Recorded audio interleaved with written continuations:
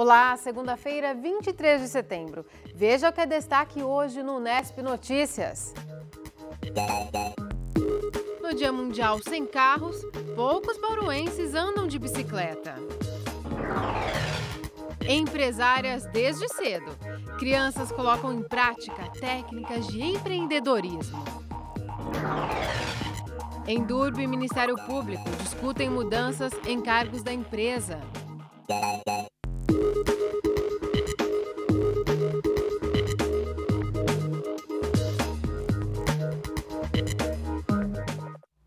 A Endurbe e o Sindicato dos Servidores Municipais se reuniram hoje para debater a redução no número de cargos de confiança na empresa. Mas não houve consenso. Segundo o sindicato, as partes divergem quanto à quantidade de assessores de departamentos. Empresa e trabalhadores também não chegaram a um acordo sobre a nomeação de diretores de departamentos sem concurso público. O sindicato defende que seja ampliado o quadro de funcionários contratados por meio de concurso e informou que vai levar as reivindicações ao Ministério Público. A decisão sobre o corte de funcionários e a reestruturação do organograma da Endurbe deveria ter sido tomada na sexta-feira passada, mas o Ministério Público prorrogou o prazo para que a empresa e o sindicato entrem em acordo. A proposta deve passar também pelo Legislativo. Diretores da Endurbe e do Sindicato dos Servidores Municipais polarizaram o debate na audiência pública na tarde de sexta-feira. No começo de setembro, a empresa assinou um termo de ajustamento de conduta com o Ministério Público, se comprometendo a enxugar o quadro de trabalhadores administrativos. No entanto, a proposta da Endurbe não estava de acordo com as exigências do Ministério Público. Atualmente, dos mais de 800 funcionários, 88 são escolhidos por indicação. Desses, 18 cargos estão vagos. 34 são ocupados por funcionários concursados da própria empresa e outros 36 são de livre nomeação, ou seja, sem concurso público. Pela proposta do Ministério Público, a Endurbe reduziria de 88 para apenas 28 cargos, sendo 13 de livre nomeação, ou seja, indicados sem passar por concurso público. As outras 15 vagas seriam ocupadas por funcionários de carreira. A Endurbe ainda luta para manter pelo menos 30 cargos, e desses, 20 seriam de livre nomeação. Mas o sindicato quer que apenas a vaga da presidência e 4 diretores sejam ocupados por pessoas que não prestaram concurso público. Hoje são gastos com esses cargos em torno de 250 mil mês. E sendo que a proposta que foi feita para um impacto no ano que vem, em março do ano que vem, para essa folha de pagamento já em vigor, o PCCS da Endurbe, seriam gastos 22 mil mês. Então, não há esse entendimento, por isso que há essa necessidade de corte, porque o acordo que foi firmado por ocasião de um término da greve é de que a Endurbe deveria reverter esses gastos para a folha de pagamento, para esse PCCS. Já a Endurbe afirma que tenta traçar uma proposta que não cause prejuízos no serviço prestado à população. A Endurbe, essencialmente, é prestadora de serviço e, dependendo do tipo de situação que nós fôssemos fazer e medidas que fôssemos tomar, poderiam prejudicar a execução desse trabalho. Então, essa medida, até de 30 para 28, é uma medida até próxima daquilo que a gente tinha analisado, e nós fizemos isso pensando assim exatamente em não prejudicar a execução dos trabalhos. Vai impactar? Claro, com certeza vai impactar, mas a gente trabalhou para que fosse o mínimo possível. Sem entendimento entre as partes, o promotor de justiça, Fernando Macelli Helene, prorrogou a decisão por uma semana. Além disso, o presidente da Câmara, Sandro Bussola, adiantou uma audiência que deveria ocorrer em outubro para a próxima quarta-feira, para discutir o assunto com o Legislativo. É preciso que haja uma modificação legal. É preciso que todos os vereadores sejam atendidos nesse aspecto, sejam respeitados, eles representam a população em geral, e é preciso que eles saibam do que está acontecendo. Nós temos aqui alguns vereadores, mas o Ministério Público respeita totalmente o Poder Legislativo Municipal, respeita efetivamente o Sindicato dos Funcionários e a própria Endurbe dos funcionários. Além da Endurbe, todos os outros órgãos públicos municipais serão alvo de atuação do Ministério Público. Nas próximas semanas, Prefeitura, DAI e Coab serão convocados para prestar esclarecimentos sobre a nomeação de cargos. Na Prefeitura, nós já encontramos algumas possíveis irregularidades. Estou aguardando algumas informações do senhor prefeito para justificar a contratação dessas pessoas. E, se não houver uma justificação plausível, nós vamos propor, efetivamente, a realização de novo termo de ajustamento para a retirada desses funcionários. Se não se mantiver, se eles forem mantidos, evidentemente, nós vamos avaliar a possibilidade ou não de interposição de ação civil pública.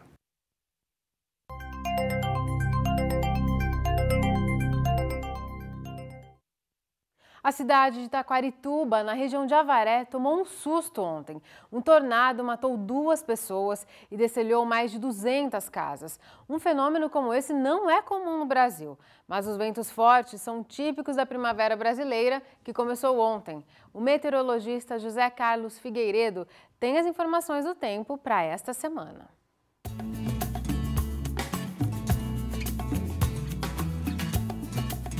Uma frente fria foi localizada hoje entre o Paraná e o estado de São Paulo. Então ela está lá atuando já faz 4 dias e agora começou o movimento dela na direção de São Paulo. Mas não é de se esperar chuvas tão fortes como a que ocorreram ontem. Serão chuvas fracas em pontos isolados, isso na terça-feira. Na quarta-feira não há previsão de chuva, apenas no litoral, e as temperaturas vão cair e ficar em torno de 8 a 9 graus bem cedinho. À tarde não passa de 24 graus. A mesma coisa na quinta-feira e na sexta-feira as temperaturas voltam a elevar-se novamente, com temperatura mínima de 16 e máxima de até 28 graus. Os ventos fortes eles vêm normalmente com as tempestades, tá? Então esse é o período, a estação que mais a gente detecta tempestade com os radares que nós temos, é exatamente a estação da primavera, que é a estação que faz, né, a fronteira com o verão, né?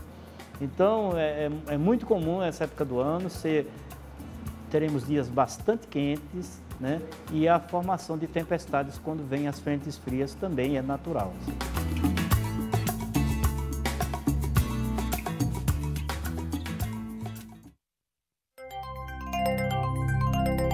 Chove no sul do estado de São Paulo neste início de semana. Para amanhã estão previstas pancadas de chuvas em pontos isolados. Bauru pode ter uma chuva rápida na noite de hoje ainda. Amanhã, a água deve vir a qualquer hora do dia. A umidade do ar é de 68%. Temos ventos de brisa a 7 km por hora. A máxima hoje foi de 26 graus em Bauru. É a mesma prevista para amanhã, aqui e para Piratininga. Em Agudos, os termômetros devem ficar em 25 graus. Neste domingo, mais de 13 mil animais foram vacinados durante a segunda etapa da vacinação antirrábica. Se você ainda não levou seu cão ou gato para tomar a dose, a campanha continua no próximo domingo, dia 29. A vacina é para os animais com mais de 3 meses de idade e fêmeas gestantes ou amamentando. O animal precisa estar acompanhado de um adulto com a carteira de vacinação. No site da Prefeitura você confere a relação dos postos que aplicam a vacina. No próximo bloco a gente fala sobre o Dia Mundial Sem Carro. E ainda hoje, crianças de escola municipal organizam feira de empreendedorismo. Voltamos já!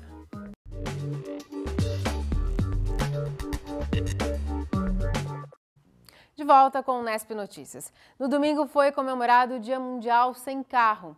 Alguns bauruenses optaram por passear de bicicleta. Os ciclistas se reuniram em frente ao terminal rodoviário. Alguns estavam equipados com capacetes e luvas. O Dia Mundial Sem Carro é uma data educativa, um convite para as pessoas pensarem em outras formas de deslocamento. A ideia é levar uma reflexão a respeito do uso de carro, né? Você ter pelo menos um dia aí, você mudar o seu modo de transporte. Não que não use o carro, pode usar o carro, mas que pelo menos de vez em quando você use uma bicicleta, um transporte coletivo. Então é chamar a atenção para outro tipo de transporte além do carro. Alguns ciclistas gostariam de deixar o carro em casa mais vezes durante a semana, mas ainda existem problemas no trânsito que limitam essa opção. Você vai andar no trajeto da minha casa até o meu trabalho, dá 5 km. Não tem nenhuma demarcação, não tem nada, o asfalto beirando a calçada é bem precário, então você tem que acabar usando a faixa do carro mesmo, então acaba gerando mais risco para nós, né? Ou às vezes andando, circulando em cima da calçada, porque tem certas partes que o asfalto não tem condição de você rodar. Você tem que girar em cima da calçada, aí acaba confrontando com o pedestre. Da rodoviária, eles seguiram para a Praça Rui Barbosa, onde outras atividades educativas foram feitas.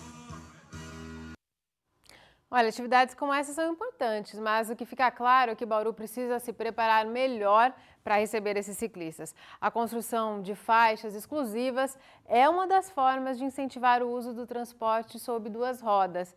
Não é só apenas em datas e eventos comemorativos. Vão até a próxima segunda-feira as inscrições para o primeiro AnimaBru, mostra de animação que será realizada aqui na cidade. Pode participar do evento qualquer pessoa que tenha uma produção, um trabalho nessa área aí de animação. Quem tem mais informações é Luiz Henrique Carneiro, ele é um dos coordenadores do evento. Luiz, por que vocês decidiram fazer essa mostra aí de animações? A gente descobriu que Bauru ainda estava muito carente nessa área de cinema. Então a gente pensou e resolveu que uma maneira de suprir essa carência seria com uma mostra de cinema. E aí a gente optou por fazer os curtas de animação, que é uma coisa mais simples, né? Uma coisa que qualquer pessoa pode fazer em casa, até com o celular a pessoa faz. E a gente fica um negócio mais abrangente, mais democrático, para poder fazer até um mapeamento do que existe em Bauru hoje de produção na área. E que tipo de trabalhos que vocês vão aceitar, vão ser aceitos?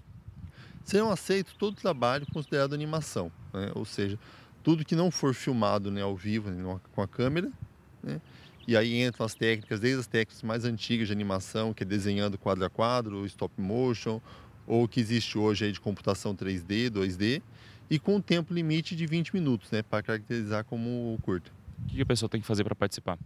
Para participar, a pessoa pega através do site da prefeitura ou na nossa página AnimaBru no Facebook a ficha de inscrição e a ficha para a autorização de uso da imagem, e envia para a gente assinado essas duas fichas. Tanto pode ser por e-mail, né? Assina, escaneia e manda por e-mail, ou manda fisicamente pelo correio, juntamente com o trabalho, que pode vir no DVD ou mandar por e-mail também. Obrigado pelas informações. A mostra, então, vai ser realizada entre os dias 23 e 28 de outubro. Outras informações pelo telefone 3232-4621 ou pelo e-mail animabru2013@gmail.com. Guilherme Tavares para o Unesp Notícias. Na sequência, nosso assunto é empreendedorismo. Voltamos já.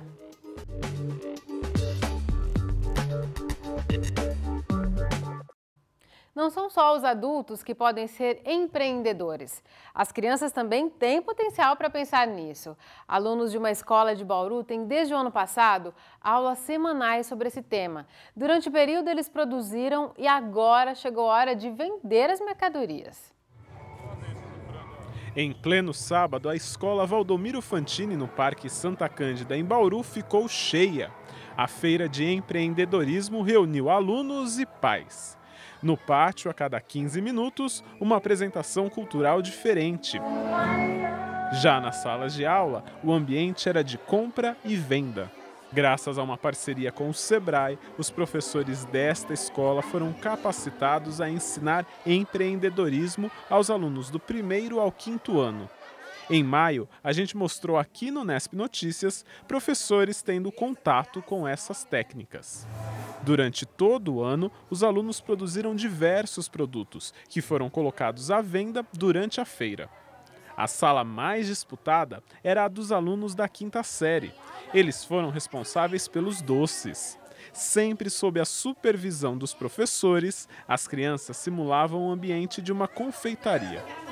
A gente aprende várias coisas como um jovem empreendedor. Eu aprendi muitas coisas legais, eu aprendi a entender o que as pessoas querem quando vou atender e muito mais coisas. Nesta outra, eles entendiam melhor como funcionam as lojas de jogos. Desde os pequenos, eles já começam a trabalhar essas questões, uma linguagem voltada para a realidade deles, e eles vão aprendendo brincando, sem perceber, eles já estão assim, hoje familiarizados com esses conceitos e conseguem aplicar isso no dia a dia, como a gente consegue ver aí nas atividades que estão sendo apresentadas. A Thaísa está no 3º ano. Os brinquedos que ela ajuda a vender foram produzidos com material reciclável. Eu gostei porque eu aprendi que antes de nós jogarmos as coisas, a gente pode utilizar elas. É legal que a gente, quando a gente também crescer, a gente pode fazer o nosso próprio trabalho, que a gente já está aprendendo por aqui, quando a gente é criança. O foco das aulas é a interdisciplinaridade.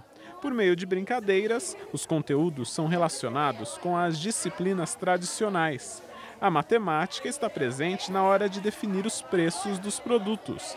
As ciências aparecem na hora de plantar os vegetais. E por aí vai. São questões assim, que favorecem a organização, a rotina de trabalho em qualquer área de emprego.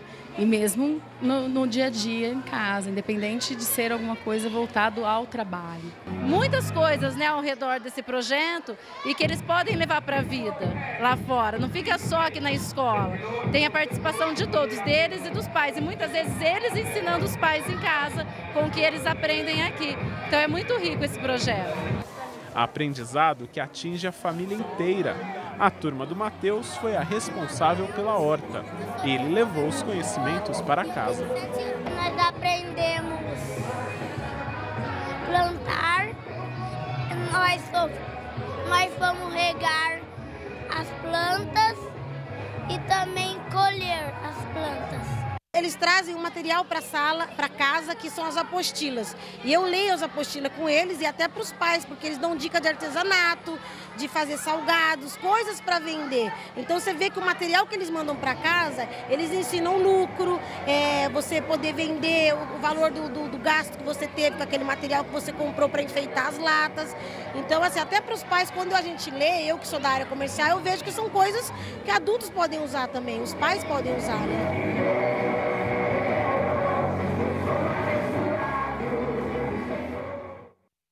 E o projeto não termina com a feira. Agora, durante as aulas, os alunos vão fazer o balanço das empresas e descobrir quais foram os lucros e os prejuízos. A gente fala mais sobre essa iniciativa de ensinar as crianças a empreender. A escola que nós mostramos faz parte do programa Jovens Empreendedores Primeiros Passos do Sebrae. Nós conversamos agora com uma analista do Sebrae, a Valéria Beltrame. Valéria, obrigada por sua presença aqui no Nesp Notícias. Obrigada, boa tarde. Obrigada. Valéria, essas crianças estão trabalhando há muito tempo nesse projeto, né? A feira foi só o fim, né? A conclusão do trabalho. A feira é o que a gente chama assim de culminância do projeto, né? Quando termina, assim, passam por todas as etapas. Essa escola aqui de Bauru, a Valdomiro, é o segundo ano que eles vêm aplicando esses jovens empreendedores primeiros passos. Foi feita a capacitação dos professores no ano passado, esse ano foi feito um reforço e complementou com os que não tinham feito. E os alunos, eles começam esse projeto, tem em torno ali a carga horária para os alunos de 25 a 30 horas, no total do projeto. Então, eles vão trabalhando semanalmente, cada semana eles trabalham um ponto aí do projeto deles, para chegar no final e ter a apresentação dessa feira.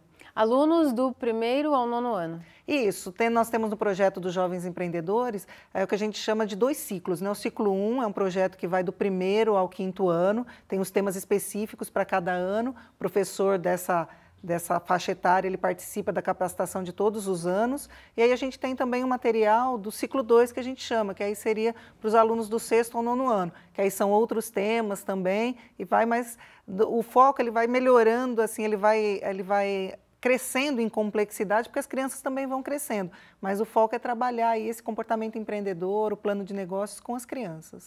Valéria, e por que ensinar as crianças a empreender? Por que isso é importante? Bom, você sabe que isso, Larissa, é uma coisa que todo mundo me pergunta, inclusive nos cursos, né? O que o Sebrae está fazendo aqui na escola? Né? O Sebrae não trabalha com empresa? O Sebrae realmente, o foco do Sebrae é trabalhar o desenvolvimento das micro e pequenas empresas, mas também é disseminar essa cultura empreendedora. E a gente percebe que trabalhando com as crianças, e desde essa idade em que eles são pequenininhos, isso daí se torna um hábito, torna familiar, não é nem um hábito, se torna familiar para eles, falar sobre negócios, ter essa percepção de que é preciso um planejamento, que é preciso trabalhar para colher o resultado lá na frente e também desenvolver as características empreendedoras que a gente fala, né? Existe aí um rol de características que fazem com que o empreendedor tenha sucesso e aí a gente trabalha com as crianças o desenvolvimento dessas características desde pequeno para que isso seja algo natural para eles. Mas muita gente pode pensar, mas empreendedor é aquele que vai abrir empresa, mas eu não quero abrir uma empresa. Quando a gente fala de empreendedorismo, está relacionado a isso, abrir um negócio? Não, no caso aí o trabalho é justamente fazer com que ele tenha uma opção, que abrir uma empresa seja uma boa opção para ele, mas não necessariamente uma obrigação. Porque hoje também o perfil que as empresas exigem do mercado de trabalho são pessoas proativas, pessoas que trazem solução, pessoas que não fiquem só esperando receber ordem para fazer alguma coisa, que tragam ideias. E esse projeto ele trabalha justamente esse desenvolvimento, essa característica, esse jovem proativo, o protagonismo juvenil que a gente chama, né, que o jovem tomar a vida dele nas mãos e ter isso como opção. O negócio ele pode tanto decidir ser funcionário de uma empresa, ser um funcionário público, abrir uma empresa, trabalhar com empreendedorismo social, que tudo isso, que esse aprendizado vai ser importante para ele depois na vida adulta. Quer dizer, todo mundo pode empreender independentemente de onde trabalhar. Independentemente de onde trabalhar. Você ouviu aí na entrevista uma das mães falando, isso serve até para a gente em casa, né? Então, os conceitos que são passados, a atitude que é desenvolvida, serve até assim para você gerenciar uma casa. A pessoa decidir ser dona de casa, esse comportamento vai ser útil para ela da mesma forma.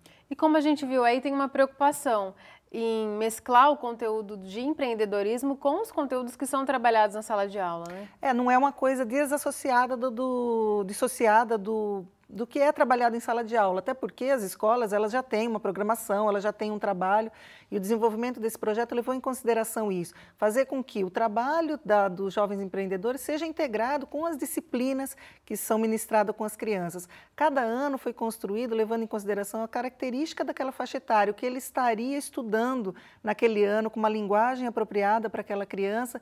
Então, ali ele mesmo dentro dos jovens empreendedores, está sendo trabalhada a matemática, está sendo trabalhado cores, está sendo trabalhada a comunicação, está sendo trabalhada parte de geografia, história. Ele tem essa proposta de trabalhar integrado com o que o aluno já faria.